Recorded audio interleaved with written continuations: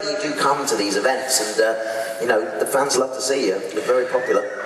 Well, let's see. I did one in England, one in Japan, two in Florida, and then of course today I'm here in Germany. And it's like I say, I never get used to it. No, and you notice each time it seems to be more popular than ever. Even when there isn't a movie to celebrate, celebrating Star Wars just seems to get bigger. Right, and they know more about the movies than I do. Yes, I found that as well. I think I've forgotten more than I knew. When I was actually involved in making the films, I was, always bugging George for minutia and, why am I living with my aunt and uncle? Where's my mother? Where's my father? And he would just make up lies to make me go away. Because he wouldn't tell me the truth. And, but there's so much has been written about it since. They've done novels, they've done technical manuals. I mean, the ancillary market is just enormous. Yeah. And you have to remember, a lot of the characters that we knew on set didn't get a name until Kenner made a toy out of them. So we always called it the medical droid. It wasn't IG-88 until it was a toy. The dustbin robot. Who was that? I don't know what... R2-D2? No, the little one that walked around and his feet went like this. Is it like the Gonk droid? That's the Gonk droid, I think, Mark. That was a good impression. Thanks very much. Very good thing.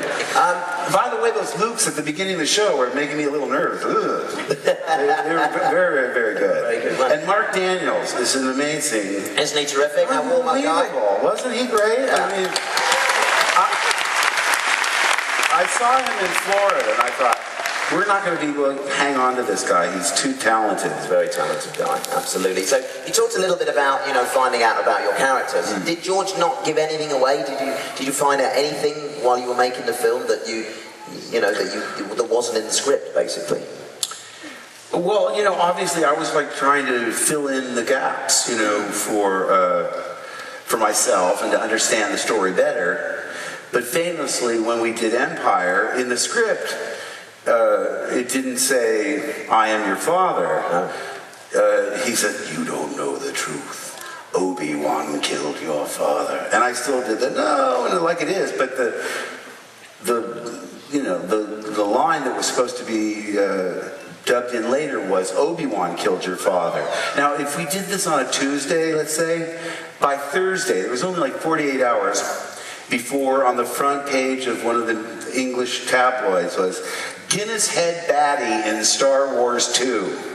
Oh.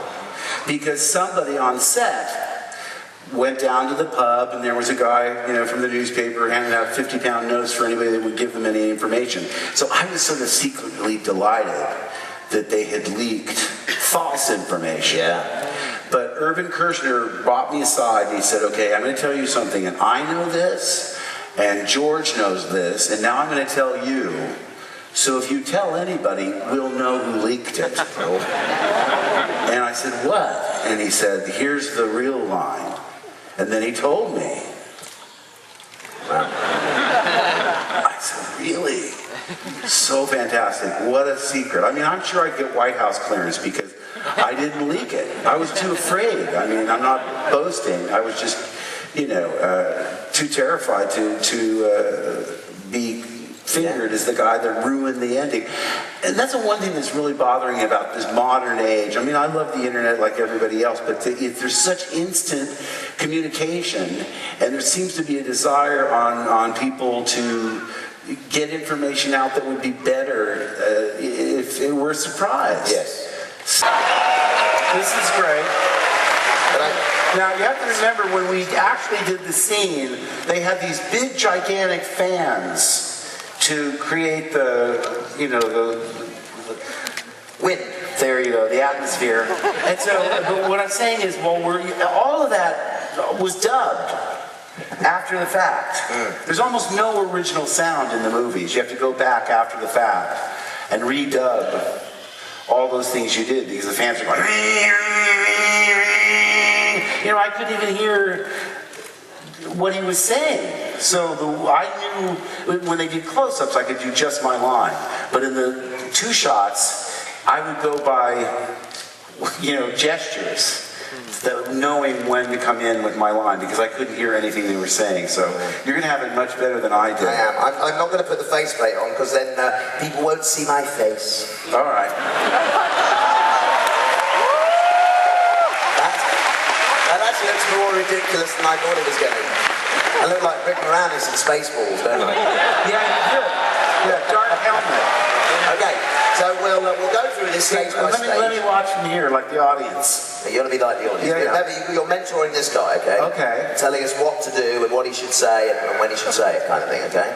Sure. Well, as you know, you're frustrated now because he's clearly got the, no pun intended, upper hand.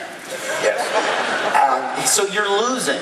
You're losing. There's a little bit of a poor sport that comes out in Luke, you know, here, when you see how frustrated he is. Okay, so we'll have a bit of a fight. We'll get to the hand moment, then we'll have a bit more mentoring at that point. Sure. Okay? All right. So here we go. And action.